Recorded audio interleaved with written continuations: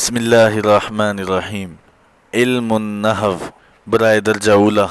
الحمد للہ رب العالمین والصلاة والسلام علی سید المرسلین وعلی آلہ وصحبہ اجمعین، اما بعد۔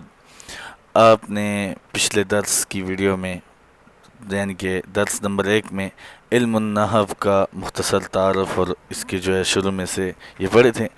آج ہم اس کو دوبارہ دہرائیں گے۔ یہ وہ اہم چیزیں ہیں جو یہ چیزیں سمجھ آ جائیں تو ساری نحو سمجھ آ جاتی ہے۔ اگر یہ چیزیں نہ سمجھ آئیں تو پوری نحو سمجھ نہیں آتی۔ اس لیے سیکھنے میں جلدی نہ کریں اور تحمل مزاجی کے ساتھ پچھلی بات کو سمجھ کر آگے پڑھیں۔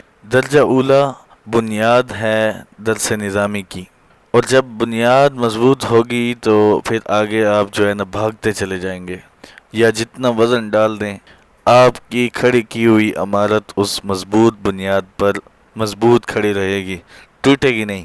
اور نحویوں کا دماغ اس طرح کا ہوتا ہے، بادشاہوں کی طرح ہوتا ہے، اور وہ سوچتے رہتے ہیں، بادشاہوں کی طرح سوچتے رہتے ہیں۔ علم النحو کا مختصر تعارف۔ علم النحو کی تعریف یہ ہے: علم النحو وہ علم ہے جس میں اسم، فعل اور حرف کو جوڑنے کا طریقہ اور معرب و مبنی ہونے کے لحاظ سے تینوں کلمے کے آخر کی حالت معلوم ہو۔ علم نحو کیا ہے؟ ایک یہ ہے کہ اسم ہو، فعل ہو اور حرف ہو، یہ 3 قسم کے اس میں یہ چیزیں استعمال ہوں گی اور جن کو جوڑنے کا طریقہ سکھایا جائے گا، کیونکہ کلام سے سارا اس کا موضوع ہے، ٹھیک ہے، کلمہ اور کلام، ٹھیک ہے۔ اور کلام میں اسم بھی آ جاتا ہے، کسی کا نام بھی، اور کسی کا کام کرنے کا بتانا بھی، اور کوئی حرف بھی آ جاتا ہے کہ زید کے ساتھ، یا زید نے، یا زید سے یا کی یا کا، یہ سارے حرف ہیں۔ عربی میں بھی اسی طرح من، سارا الہ وغیرہ، علا، یہ سارے حرف ہیں۔ اسم، فعل اور حرف کو جوڑنے کا طریقہ اور معرب و مبنی ہونے کے لحاظ سے، معرب اور مبنی یہ آگے آپ پڑھیں گے، اور کلموں کے آخر کی حالت معلوم ہو، جیسے کہ علم النحو، علم النحو، ٹھیک ہے۔ تو یہاں پر علم النحو ہے مثال کے طور پہ، یا آپ اس کو سمجھ لیں کہ بسم اللہ الرحمن الرحیم، الرحمن، الرحیم، حیم، می، اس کے نیچے زیر ہے۔ بسم اللہ، اللہ کے ہا کے نیچے زیر ہے، الرحمن کے نون کے نیچے زیر ہے۔ زیر آخری حالت یہ کیسے پڑھی ہے؟ تو ہم اگر مثال کے طور پہ یہ نہ پتہ ہوتی، اس کو اس طرح نہ پڑھتے صحیح، تو اس کا معنی بھی غلط ہو جاتا۔ تو لفظ با حرف ہے، لفظ با حرف ہے، اور بسم اللہ، ٹھیک ہے، بسم اللہ الرحمن الرحیم، الرحیمی، دیکھیں نون میم دونوں پر زیر، اللہ، بسم اللہ کے لفظ پر بھی زیر۔ یہ ہمیں اس نحو کے علم سے معلوم ہوگا کہ اس کے آخر پہ جو اعراب لگانا ہے وہ کون سا ہے، ٹھیک ہے۔ عبارت باقی بندہ پڑھ لیتا ہے، اور آخری اعراب کا جاننا بہت ضروری ہے۔ صرف کی طرح نحو مشکل نہیں ہے، لیکن نحو کے لیے دماغ کی ضرورت ہے اور پورے خیال کے ساتھ اس کو پڑھنے کی ضرورت ہے۔ تو ہم آگے چلتے ہیں۔ نمبر 1 علم النحو کی تعریف آپ نے پڑھ لی۔ نمبر 2 یہ چیزیں آپ نے کاپی، ڈائری میں یا رجسٹر میں نوٹ کر لینی ہے، لکھ لینی ہے، یا اپنے دل کے خانے میں محفوظ کر لینی ہے، کیونکہ جب بھی آپ کے پاس امتحانات کا موقع آئے گا تو یہی چیزیں زیادہ تر پوچھی جاتی ہیں۔ علم النحو کی تعریف، پھر اس کے بعد موضوع کیا ہے علم النحو کا؟ علم النحو کا موضوع کلمہ اور کلام ہوگا، جیسے کہ میں نے آپ کو بتایا۔ غرض اس علم کی کیا ہے؟ علم النحو کی غرض و غایت یہ ہے کہ انسان عربی زبان بولتے اور لکھتے وقت غلطی سے محفوظ رہے۔ وہی بات آ گئی، جیسے میں نے آپ کو بتایا، کوئی ایک آدمی ہے جس نے نہیں پڑھا ہوا، اس کا کورس نہیں کیا ہوا، تو اس بیچارے کو کیسے پتہ چلے گا یہ بغیر عبارت کے اعراب کے ایسی عربی عبارت ہو تو وہ کیسے پڑھے گا، اس کو کیسے پتہ چلے گا؟ تو اس کے لیے علم النحو کا جو ہے نا اس عبارت کو لکھتے یا پڑھتے وقت علم النحو کی ضرورت پڑتی ہے۔ تو الحمد، الحمد، الحمد کے اوپر جو ہے میں نے پیش کیوں پڑھا، یہ آپ پڑھیں گے آگے۔ للہ ہی کے نیچے زیر کیوں پڑھا، رب العالمین، ربی العالمین، العالمین، ٹھیک ہے، رب العالمین وصل معذرت خواہ۔ تو اسی طرح جو ہے نا اس کا جو سارا جو غرض ہے وہ یہ ہے کہ عربی زبان بولتے اور لکھتے وقت غلطی سے محفوظ رہے۔ مثال کے طور پہ اللہ معاف کرے کہ الحمد للہ ہی میں پڑھ دیتا ہوں، الحمدہ پڑھ دیتا ہوں، تو یہاں پر الحمدہ نہیں پڑھنا چاہیے تھا، تو معنی کیا ہوا، غلط ہو جائے گا، اور اسی طرح جو ہے نا عربی کی عبارت غلط ہو جائے گی۔ الحمد للہ، مثال کے طور پہ ہمارے پٹھان بھائی یہ اردو بولتے ہیں، مثال کے طور پہ علم النحو وہ علم ہے جس میں اسم فعل اور حرف کا، یہاں پر کو کا لفظ ہے تو وہ کا پڑھتے ہیں، کہیں پہ جوڑنے کا طریقہ وہ پڑھے گا پٹھان بھائی جوڑنے کی طریقہ، تو وہ اسی وجہ سے کہ ان کی جو ہے نا پریکٹس نہیں ہوئی ہوتی پٹھان بھائی دوستوں سے معذرت، کیونکہ میں خود بھی پٹھان ہوں۔ تو مسئلہ یہ ہے کہ علم کا سیکھنا بہت ضروری ہے، جس کے اوپر بار بار میں اس بات کو دہرا رہا ہوں۔ جی آگے چلتے ہیں، اور یہ بات آپ کو سمجھ آ گئی نا کہ جہاں پر ہم نے کو پڑھنا ہوتا ہے وہاں پر ہم جو ہے نا کی پڑھ دیتے ہیں، تو عربی میں بھی اسی طرح کا اعراب غلط ہونے کی وجہ سے معنی بھی غلط ہو جائے گا، ٹھیک ہے۔ جوڑنے سے طریقہ، تو یہاں پر کیا سمجھ آیا آپ کو؟ علم النحو وہ علم ہے جس میں اسم و فعل اور حرف جوڑنے سے طریقہ، آگے بات سمجھ ہی نہیں آئی، جوڑنے کا طریقہ، یہ اب بات سمجھ آ گئی ہے، ہاں بھائی جو حرف ہیں وہ ساتھ مل کر جو ہے نا واضح کر دیتے ہیں کہ یہ کیا چیز ہے۔ جی آگے چلتے ہیں، غرض آپ نے یاد رکھ لینی ہے زبان میں مثالیں ساتھ آپ کو دیکھ کر سمجھا رہا ہوں۔ واضح کا معنی ہے بنیاد، ٹھیک ہے، بنیاد رکھنے والا علم۔ نحو کی بنیاد حضرت علی رضی اللہ تعالیٰ عنہ کے کہنے پر ابو الاسود الدائلی رحمہ اللہ نے رکھی۔ ایک بات اور آپ کو بتاتا چلوں کہ کون سی نحو ٹھیک ہے، کون سی صرف ٹھیک ہے۔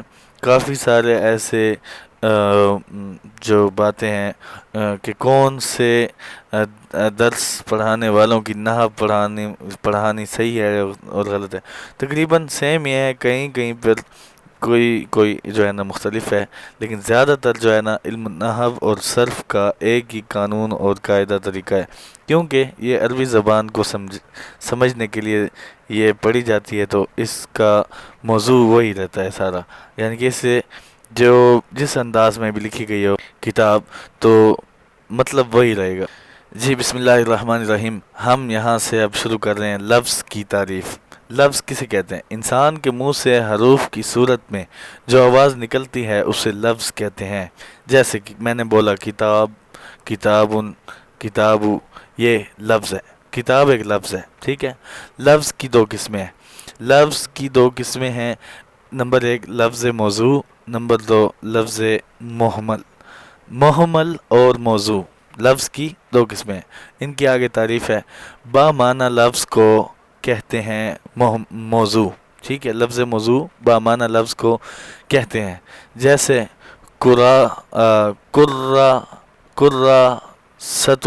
کراستو کاپی، ٹھیک ہے، کراستو کاپی، رجولو آدمی، اور لفظ محمل بے معنی لفظ کو کہتے ہیں، جیسے دعز کے اس کا کوئی معنی نہیں ہے، ٹھیک ہے، لفظ دعز اس کا کوئی معنی نہیں ہے۔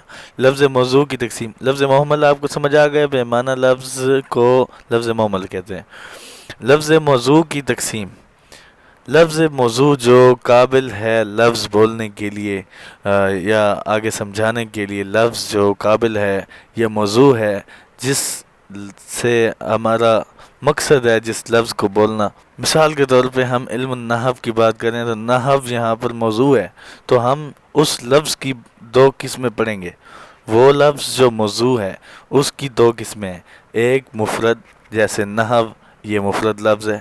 مرکب جو کہ علم النحو، یہ ہم پڑھتے ہیں جو ہے نا علم النحو، یہ دو لفظوں کا مرکب ہے.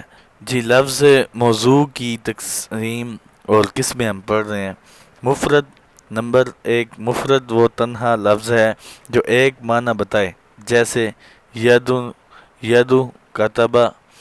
مفرد کو کلمہ بھی کہتے ہیں، یہ بات بھی آپ یاد رکھنی ہے. مرکب وہ لفظ ہے جو دو یا زیادہ کلمات سے مل کر بنے، جیسے کتاب اللہ، یہ اللہ کی کتاب ہے، ٹھیک ہے، اللہ کی کتاب ہے. انا طالب العلم، میں طالب علم ہوں. تو انا طالب العلم، یہ تین لفظ ملا کر کلام بنایا گیا ہے، اس کو کلام بھی کہتے ہیں، ٹھیک ہے. اور مرکب کہتے ہیں، وہ مرکب وہ لفظ ہے جو دو یا زیادہ کلمات سے مل کر بنے، ٹھیک ہے. جیسے کتاب اللہ، اللہ کی کتاب، کلام اللہ، اللہ کا کلام. انا طالب العلم، میں طالب علم ہوں. جی، آگے کلمہ کی قسمیں آ گئی ہیں، ٹھیک ہے.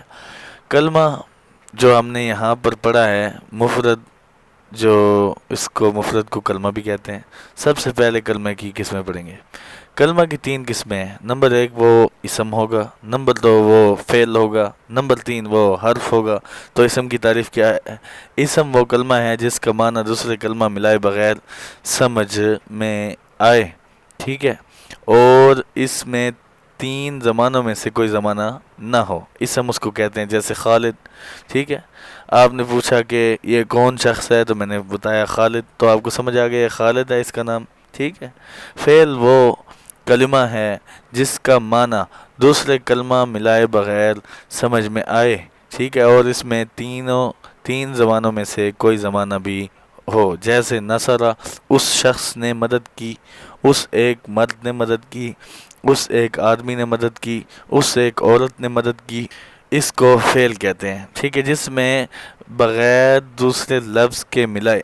آپ نے پوچھا یہ کیسے ہوا، یہ کیا ہوا، یہ آپ نے کیا کیا، کیسے کیا؟ تو ہم کہتے ہیں کہ اس عورت نے مدد کی، اس شخص نے مدد کی، اس بھائی نے مدد کی. تو اس لیے یہ جو ہے نا پورا معنی دے رہا ہے. اس کو ہم جو ہے نا فعل، کلمہ کی جو قسم ہے دوسری فعل ہے، وہ اس طرح ہوگی جس میں کوئی زمانہ بھی پایا گیا ہو، ٹھیک ہے، اور اس میں معنی بھی پورا سمجھ آئے دوسرے کلمہ کے ملائے بغیر. نمبر تین، حرف وہ کلمہ ہے جس کا معنی دوسرا کلمہ ملائے بغیر سمجھ میں نہ آئے. ان، جیسے لفظ ہے ان، جیسے حرف ہے ان، اور اس کا معنی ہوگا ان کا اگر. لم، یہ حرف ہے، نہیں اس کا معنی ہے، ٹھیک ہے. آپ نے اگر صرف پڑھی ہے ہمارے چینل پر تو آپ کو ضرور پتہ ہوگا. ان، لم، یہ دونوں حرف ہیں. اسم کی علامات، اسم کی مشہور علامات یہ ہیں. نمبر ایک، کلمہ کے شروع میں ال ہو، ٹھیک ہے. آگے اسم، پہلے ہم نے پڑھا ہے کہ کلمہ کی تین قسمیں ہیں، اسم، فعل، حرف. اب اسم کی اسم اور علامات پڑھ رہے ہیں. اسم کی مشہور علامات یہ ہیں. نمبر ایک، کلمہ کے شروع میں ال ہونا، جیسے القمر. کسی بھی لفظ کے شروع میں ال آئے گا تو وہ لفظ ہوگا، وہ لفظ جو ہوگا وہ اسم ہوگا، وہ فعل نہیں ہوگا. نمبر دو، کلمہ کے شروع میں حرف جر ہونا، جیسے بزید، زید کے ساتھ یا زید سے. حروف جر 17 ہیں، ٹھیک ہے، 17 ہیں جو اس شعر میں مذکور ہیں. باؤ، تاؤ، کاف، لام، واؤ، مونز، مز، خلا. رب، حاشا، من، ادا، فی، عن، علا، حتی، الا. اس میں تمام حروف جارہ کو ذکر کیا گیا ہے جو کہ 17 ہیں. پہلا ہے باؤ، دوسرا ہے تاؤ، کاف، علام، اور واؤ، اور مونز، مز، خلا، ربع، حاشا، من، ادا، فی، عن، علا، حتی، الا. یہ آگے آئیں گی اور آپ پڑھیں گے اس میں، اسی درس کی ویڈیو میں آگے آئے گا، یہ سارے حروف ہم استعمال کریں گے. مثال انہوں نے دیا ہے جیسے بزیدن، ہمیں اس کا جو ہے نا معنی، اسم کی دوسری تعریف جو ہے نا پڑھ رہے ہیں، قسم کلمہ کی، اسم کی قسم یا کلمہ کے شروع میں حرف جر ہونا جیسے بزیدن، اور یہ فعل پر کوئی حرف جارہ داخل نہیں ہوتا، یہ یاد رکھیں۔ نمبر 3، کلمہ کے شروع میں حرف ندا ہونا جیسے یا زیدو، ندا کا معنی ہوتا ہے پکارنا یا مخاطب کرنا کسی کو۔ یہاں اس محفل میں مثال کے طور پہ 3 زید آدمی بیٹھے ہیں، تو ہم جو ہے نا اس زید والے سے بات کرتے ہیں جو بالکل پہلے اور دائیں ہاتھ بیٹھا ہے، تو ہم یا زیدو پڑھیں گے۔ حروف ندا 5 ہیں، یہ آپ یاد رکھ لیں، یا، ایا، حیا، ای، حمزہ اور حمزہ مفتوحہ، ٹھیک ہے۔ یہ حمزہ مفتوحہ اس کا حمزہ مفتوحہ کا بھی آنا حرف ندا ہے۔ تو نمبر 3، کلمہ کے آخر میں تانیث متحرکہ ہونا جیسے طلحتن اور جیسے مفعلتن، ٹھیک ہے۔ تو طلحتو، یہاں پر جو ہے نا طلحتو کے آخر میں تائے متحرکہ ہے۔ نمبر 4، کلمہ کے آخر میں تنوین ہونا جیسے رجلن، ٹھیک ہے۔ نمبر 5، کلمہ کا مضاف ہونا۔ مضاف کسے کہتے ہیں؟ جیسے بیت اللہ، اللہ کا گھر، ٹھیک ہے، گھر کی نسبت اللہ تعالیٰ کی طرف کر دی گئی ہے، تو نسبت کسی چیز کی طرف کرنا کلمہ کا مضاف ہونا، جیسے وہ گھر ایک کلمہ ہے اور اس کا مضاف ہونا، اس کا نسبت ہونا، نسبت جوڑنا اللہ تعالیٰ کے نام کے ساتھ، یعنی کہ بیت اللہ اللہ کا گھر ہے، تو یہ مضاف ہے، اس کو ایسے لفظ کو مضاف کہتے ہیں۔ مضاف کی تعریف: مضاف وہ اسم ہے جس کی حرف جر مقدر کے واسطے سے دوسرے اسم کی طرف نسبت کی گئی ہو۔ میں نے آپ کو بتایا نا کہ دوسرا جو لفظ ہے وہ اسم ہے، اس کی طرف نسبت کی گئی ہو۔ یہ میرا پین ہے، یہ میری کتاب ہے، یہ میری ویڈیو ہے، یہ میرا درس ہے، یہ سارا کچھ جو ہے نا میری طرف نسبت ہو رہی ہے، تو یہ چیزیں جو ہے نا یہ مضاف ہو رہی ہیں میری طرف۔ اور نمبر جو ہے نا آگے مسند الیہ آئے گا۔ نمبر 6، اسم کی علامات بتا رہے ہیں۔ کلمہ کا مسند الیہ ہونا جیسے زید قاتب، زید لکھنے والا ہے، ٹھیک ہے، کاتب لکھنے والا ہے۔ تو نمبر جو ہے نا آگے مسند الیہ آگے، مضاف کا آپ کو سمجھ آ گیا۔ مسند الیہ وہ اسم ہے جس کی طرف دوسرے لفظ کی ایسی نسبت کی گئی ہو جس سے مخاطب کو پورا فائدہ حاصل ہو، یعنی اس پر متکلم خاموش ہونا صحیح ہو، متکلم کا خاموش ہونا صحیح ہو، ٹھیک ہے۔ مسند الیہ وہ اسم ہے جس کی طرف دوسرے لفظ کی ایسی نسبت کی گئی ہو جس سے مخاطب کو پورا فائدہ حاصل ہو، یعنی اس پر متکلم کا خاموش ہونا صحیح ہو، ٹھیک ہے۔ یہ بھی آگے آئے گی مسند الیہ۔ فعل کی علامات: فعل کی مشہور علامات یہ ہیں۔ نمبر 1، کلمہ کے شروع میں قد، سین یا سوفا ہونا جیسے قد افلح اور سینصر، سوف تنصر، ٹھیک ہے، سوف تعلمون، تو یہ کلمہ فعل کی علامت ہے۔ نمبر 2، کلمہ کے شروع میں حروف عطین میں سے کوئی حرف ہونا جیسے یا ینصر، حروف عطین 4 ہیں، ینصر میں یا حروف عطین میں سے آتا ہے۔ حمزہ، تا، یا، بولا نا آپ کو، یا، نون، اور نفعل جیسے آتا ہے، ننصر آتا ہے، نون، اور ینصر ہو گیا، تنصر ہو گیا، ان کا مجموعہ عطین ہے۔ حمزہ، تا، یا، نون کا مجموعہ عطین ہے۔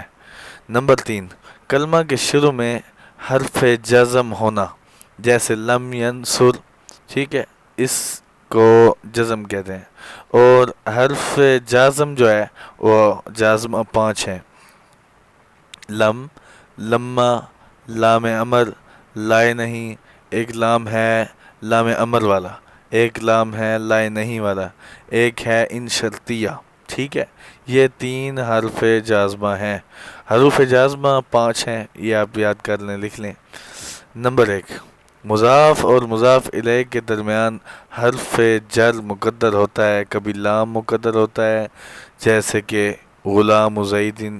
ٹھیک ہے، زید کا میں غلام زیدن میں. کبھی فی مقدر ہوتا ہے جیسے صلاۃ اللیلی. ٹھیک ہے، لیلی میں. اور کبھی من مقدر ہوتا ہے جیسے خاتم من، خاتم فضتن. ٹھیک ہے، تو یہاں پر جو ہے نا بتا رہے ہیں لام مقدر ہے، چھپا ہوا ہے. ٹھیک ہے، اور فی جو ہے نا مقدر ہے، اور یہاں پر جو ہے نا من جو ہے نا مقدر ہے.